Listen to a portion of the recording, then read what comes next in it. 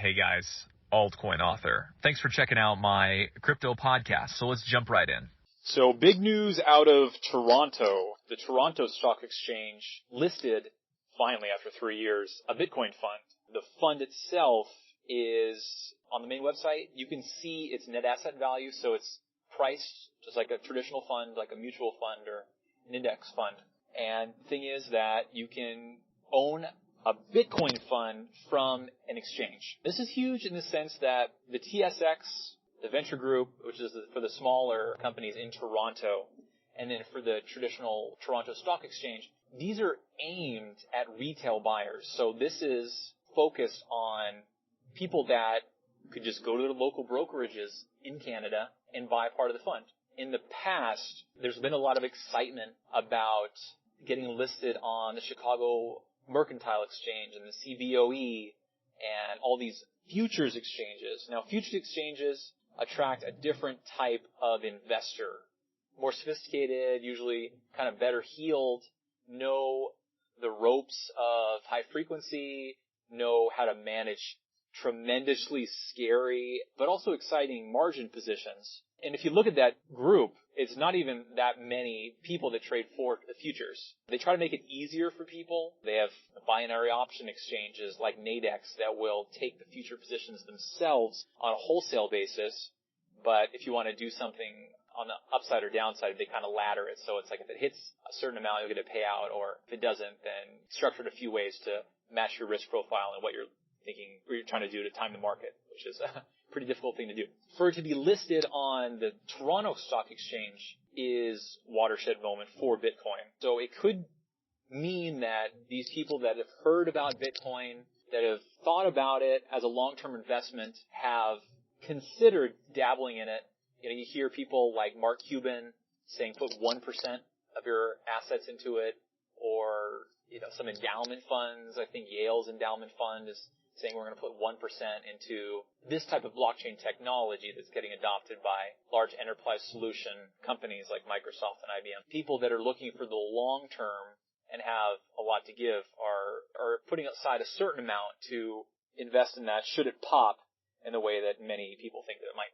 Individual investors, you don't have to be an accredited investor. You don't have to have a Bloomberg terminal. You don't have to have all these fancy certifications, and you can go in and buy part of the fund. I'm in no way affiliated with the fund, but from what I read, it's associated with the Winklevoss Twins and Gemini. And out of really all of the stable coins, I like Gemini because it's backed by Winklevoss Twins, who are extremely well-heeled. And then the partner is with State Street, which is like the partner for the NYSE and a lot of the biggest Wall Street concerns organizations. So, and on top of that, yeah, like the Winklevosses have all these connections with Zuckerberg and with Harvard, and they know all of the establishment guys in the banking industry. So I feel more comfortable giving my money and my custodial ownership to someone who really has a lot to lose. I guess the same could be said for Madoff because he was on the board of one of the exchanges in New York. But I just feel better about what the Winklevoss Twins are doing for the crypto space, blockchain. You know, they're doing the 60 Minutes on American television. They're doing all sorts of these adoption efforts to introduce people to Bitcoin. And it does benefit them, but I think they're doing it with a white glove type of, way, and not trying to position themselves like Craig Wright, trying to hog all of the fame. And they're being smart and looking to the long term.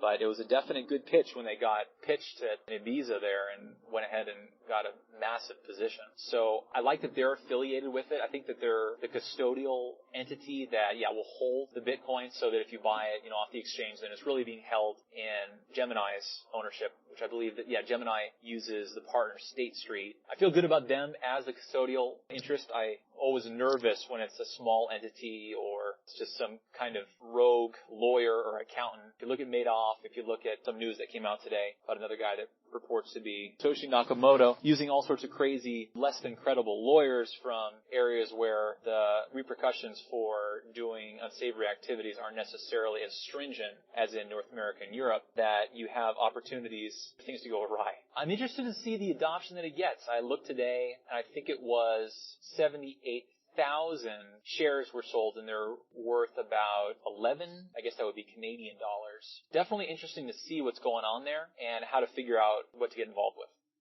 I really would contend that this development with the Bitcoin fund listing on the Toronto Stock Exchange is as impactful and momentous as the CFTC agreeing to have Bitcoin be traded on those two futures exchanges in the United States. And that in itself was a big hurdle. But I think it only goes to show that the 3 years they put in, that shows the resistance that was going on there. The nebulous legal situation and with the bit licenses and all sorts of uncertainty, for this to go through, I think is a good move for Bitcoin and for the ecosystem. I'm excited for this to move forward, and we'll be interested to see what the Winklevoss Twins have to say about this. See you tomorrow. You've been listening to the Altcoin Author Crypto Podcast. Thank you very much, and please remember to subscribe. Go to my website, altcoinauthor.com, where I have a lot of free content specific to crypto. I have a newsletter with Substack, altcoins.substack.com. Have an ebook with Amazon, DApp Ubiquity, Anticipating the Avalanche of Adoption. Please listen to the next one, allow it to stream, or download the next one, and get updates to when I submit another podcast. So thanks again, guys. Talk to you soon.